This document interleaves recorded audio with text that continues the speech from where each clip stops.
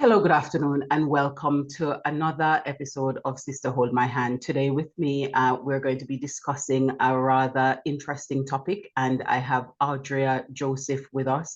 We're going to be discussing raising accountable and responsible children and some of the things that we have experienced either through our parenting or other aspects of our profession that has helped us to be able to do this. I'm going to give Audrea an opportunity to just introduce herself so that you are aware of who she is and what she does. Good day. My name's Audrea Joseph. Thank you, Kenny, for the invitation. I'm here in the UK and I am an award-winning author, a life coach. My specialist area is in the art of letting go, i.e. forgiveness. And I've done this work as a counselor since 1992. So I've been at the game for quite some time. I'm a mother of 3 biological children, 3 bonus children, and 16 grandchildren. So you are well experienced in what it requires to raise children that are accountable and responsible. I am an educator by profession. At the moment, I specialize as a consultant for teaching and learning and developing education across the board. And I also look at parenting and support parents with improving their parenting skills so that we can grow young people into becoming fantastic adults. And so on the topic that we want to discuss, I just wanted to, because the whole idea of raising accountable and responsible children can be a little bit of a mouthful. So I'm just going to go through, and I've grabbed earlier some of these meanings on Google, and I just want to share that so we get everybody up to speed. So raising means to move to a higher position. Responsible is having an obligation to do something as part of one's role. And accountability is required or expected to justify actions or decision. So what we're trying to do when we say that we want to raise accountable and responsible children is simply to get children moved to a higher position of understanding of the importance of and having a sense of their obligation to owning their own actions and their decisions and respond in a way that is appropriate in various different situations that they'll experience. So with that in mind, what are some of the things that you feel, Audrea, would be a beneficial point to start with when trying to get children and young people to be more responsible and accountable? Oh my goodness. For one, I've had to unpick and reprogram myself because I was born in the 60s. So the way that I was parented is somewhat quite different to how it is now. I think even when I was growing my children up, I was somewhat parroting, not completely, but parroting basically the way that I had been brought up. And that wasn't necessarily a healthy way. And what I found now, being a grandmother, my children tend to say to me that I spoiled the grandchildren. But I think it's just being a bit more understanding as a grandmother now and patience.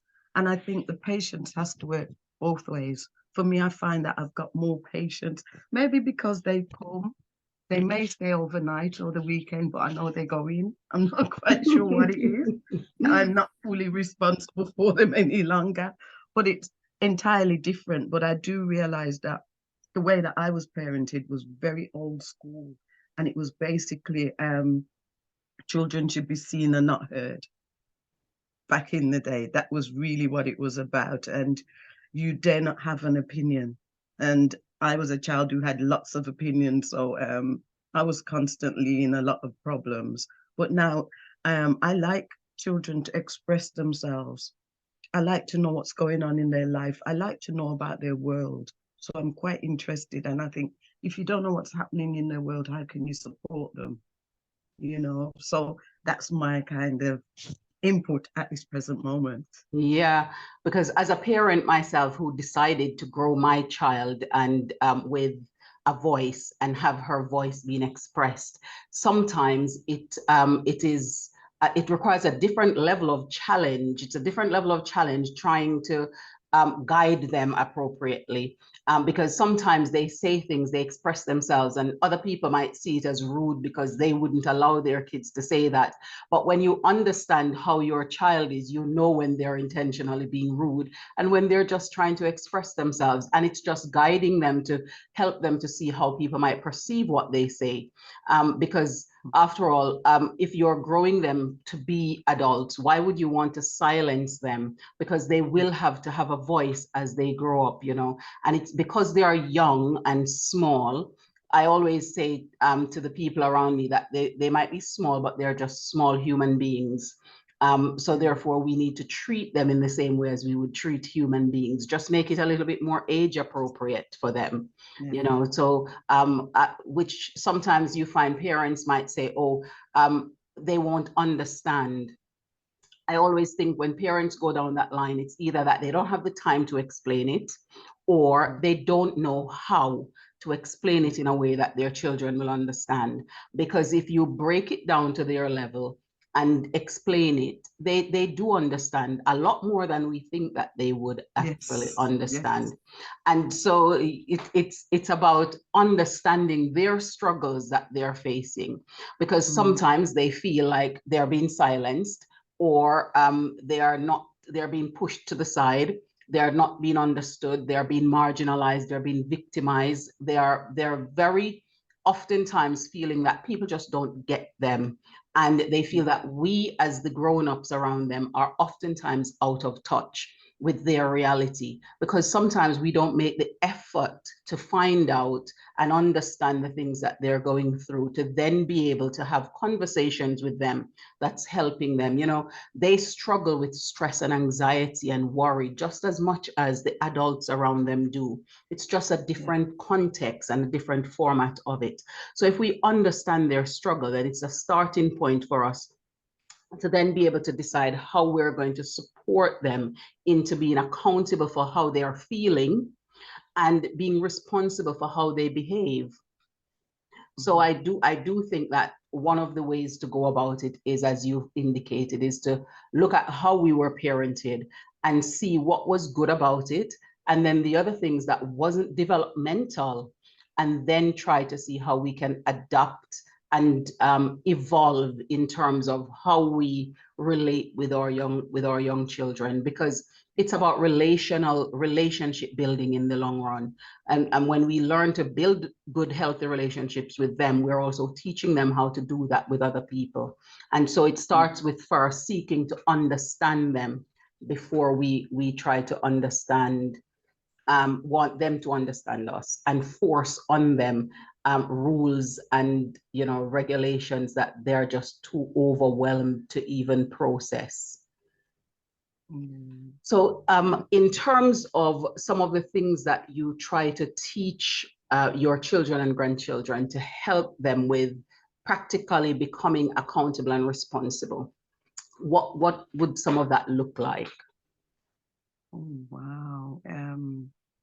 It's about actually, I try to let them see someone else's point of view in the way that they would want someone to see their point of view. You know, basically put yourself in someone else's situation. Now, while she was speaking, I was thinking that there are so many different things, especially when it comes to parenting and grandparenting. And my generation, a lot of us, I'm not really technologically savvy. And I find that I have a granddaughter and she's really small, but she's so smart when it comes to the digital world, you know, and her mom has even set up an Instagram page for her. Wow. And I was thinking, at 7 years old, that was a little bit too young. Not that she uses it herself, but because she sings and she does children's modeling. So her mom set it up for that purpose for her. And I understood it to a point where I was there. So, you know, with this digital world and the media as well, but trying to understand their world is to ask more questions and to, for me, I do some work with young people. So I try to get in the mix more. I try to understand their language because they speak somewhat different to how I would speak. And so it's a bit tricky, but you know, you were speaking about stress of children. And I was thinking just a few years ago, we were all under a lockdown, and that affected the children in such a major way, adults as well. But I think the children ended up feeling a lot of fear energy based upon what they were hearing, and because they couldn't connect with their peers in the same way. And here in the UK, they were saying education suffered because children really didn't want to study. And so there was this conflict as well. So it's so much because the world consists of so much, and there is so much to be learned. But if you connect with them in the right way, in the right level, I think they will. I know my grandson, I got one of my grandsons, and he tends to converse with me a lot more. Some won't and some will, but Yeah. depends on the relationship that you have. And I think the way that I got to my grandchildren was more having times cooking with them, Mm. cooking and singing and dancing brought out something that connected us, because then we had this shared passion. And I think Yeah. if you could find a shared passion, that's another thing as well. Definitely, because I find that they are willing to have a dialogue with you when they feel that you're actually genuinely interested in what's happening with them, and also when you ask questions and not being judgmental with what they respond, so they feel as though they can safely say that without changing your opinion of them or having you see them in a different way. And so and not just jumping to a conclusion with your opinion, but actually finding what they say interesting and listening attentively and then trying to probe to see where they're going with what they're saying often opens them up to Yeah, want to have a conversation with you, which then yeah, allows you to hold them accountable for things they say and suggest responsible things. And some of the things that I wanted to add to that is the primary thing I believe, which is you talk about that as well, is the socio-emotional skills, because the things you mentioned that you were doing with them, that is what we're doing, isn't it? Building up those skills. And one of the ones that yeah, I want to look at is the reflection, which you've talked about how what they do, how it impacts other people. So reflecting on their impact that they're having on other people, because oftentimes they see the world from a single lens, which is just about them. yeah, And it's not yeah, their fault, really. It's part of their developmental process. We did it too when we were their age. And so getting them to see from other people's perspective helps to open up their eyes to see the things, because some things they won't do to their friends because they are able to empathize with their friends, whereas they might do it with other people because they just the empathy doesn't convey because they cannot see how it would impact you in that way. And so it helps to bring them into that. I also like when they to give them an opportunity to assess what the other options are available for when they decide that they're yeah, going to take a choice.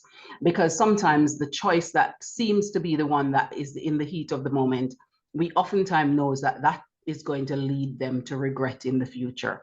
So it's yeah, about giving them that moment to pause, that 10-second pause, to really think, what are the other options here? Because if you can figure out what the options are by thinking about what the consequences are for what you're going to choose to do, then it becomes a difference in how they think, because they're going to weigh up, do I actually want that consequence? And if they don't, yeah, then of course they're not going to make that action. But and it also helps that they know what the consequences are going to be and having that discussion around it for them. I also think that it's important. Oftentimes relationship break down and then you can't really have the conversations you want because you haven't remedied what has gone on wrong. And young people sometimes find that difficult, even though they want to repair the relationship. They don't sometimes have the skills or the awareness of how to do so. So thinking about what remedy they could employ to help them along that repairing journey would really help. And from your work that you do a lot of things to do with how people can repair relationships or repair themselves from what happens in relationship moving forward. Do you want to talk about that briefly, how parents could support their children with that? Yeah, because first it's about choices. Choices have consequences, and choices can empower you or disempower you. So that's really what I say. Is this choice that you're going to make, is it going to show you as a leader or a follower? Is the choice going to cause you to shine, or is it going to cause you to shrink? So I put these little quotes in their heads. So when they're going to make a move, am I going to shine? Am I going to be empowered? Am I going to be disempowered? Am I a leader or am I a follower?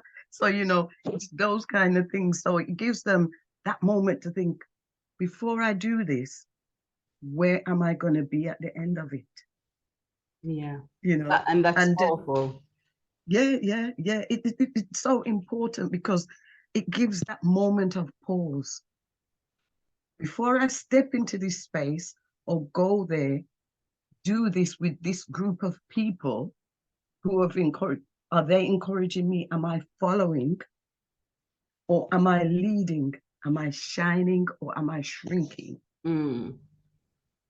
And when you suggest that they do that, you are not now saying, as probably you and in some regard myself was parented, you're not doing it because you don't want to put your family to shame, or because you don't want to put your parents to shame, or the other grown-ups around you to shame. You're doing it because you know that your value level that you've placed on yourself means that behavior is beneath you, or that behavior is not going to advance you. So they're making it the decision for themselves that that's not something I want to do. Of course, we have that it will, expand out to the fact that they're not going to put these people around them to shame because they're going to make the choice. But the bottom line is the choice, they're being responsible because they're accountable to their own character that they're building and their own integrity, which is a very good thing to teach them as well.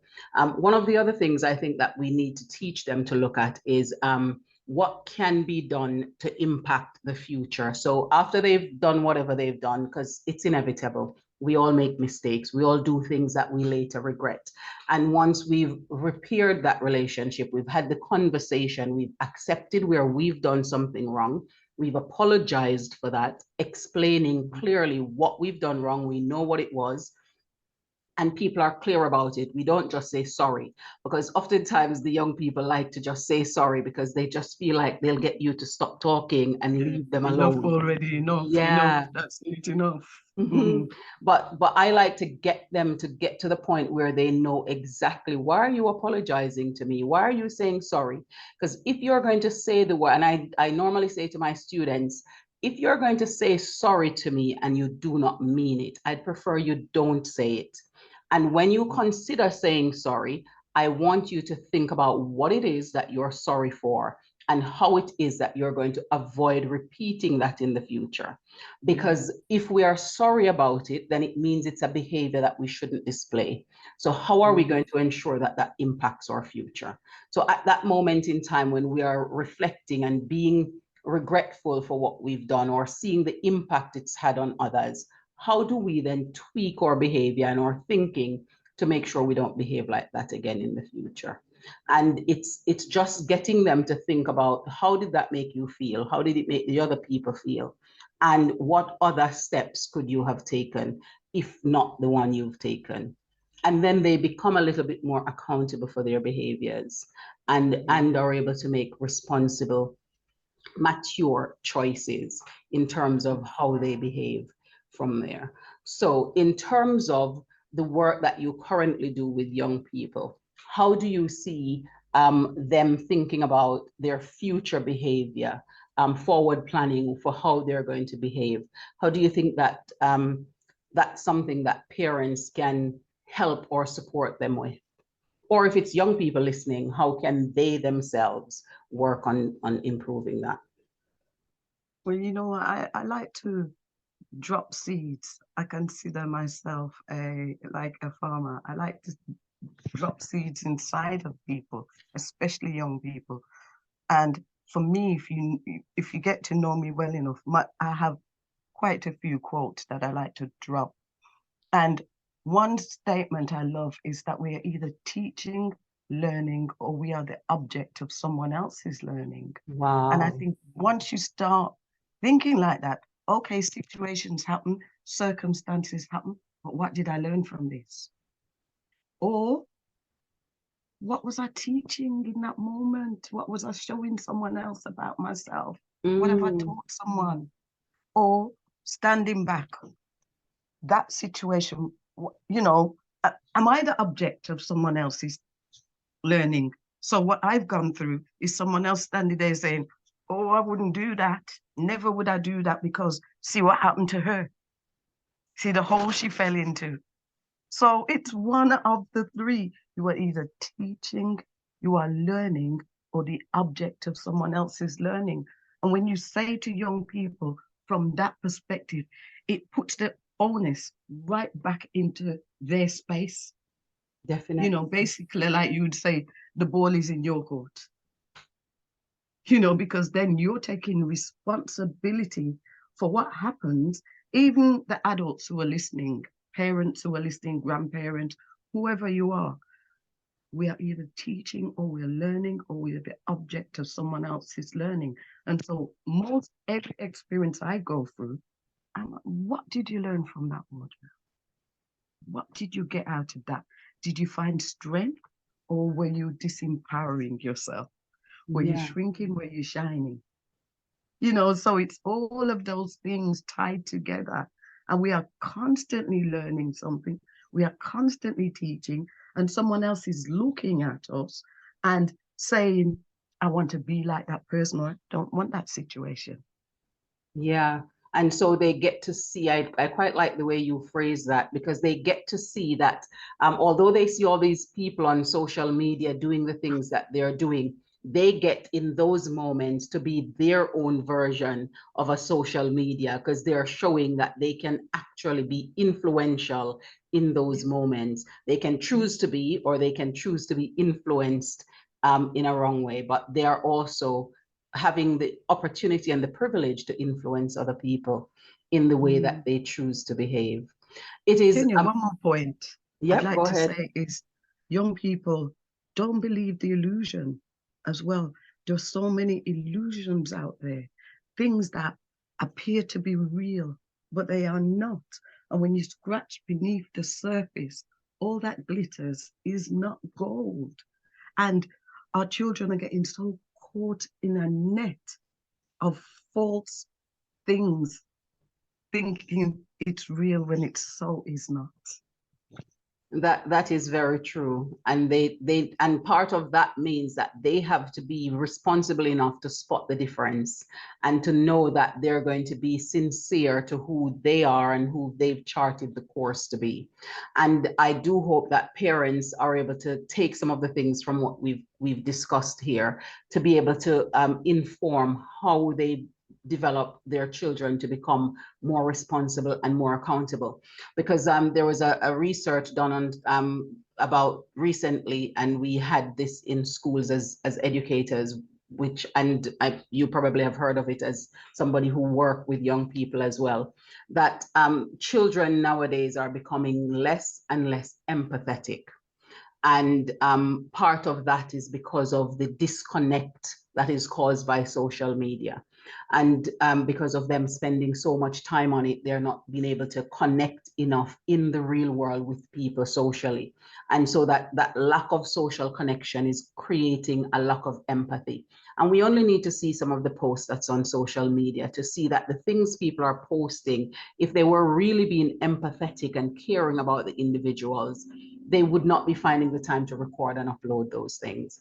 And Yeah. so it's about parents figuring out how do they bridge that gap of the lowering of empathy in their children and increasing that through the different things that they do. And I think some of the things we've talked about here, having them thinking about the impact, having them considering other options, are things that will gradually increase their levels of empathy so they can be more compassionate, and in so doing make the choice to be more responsible and more accountable, because they're thinking not just about themselves but about the whole picture, the other people around them, as well as their future, and not just the instant gratification of the moment.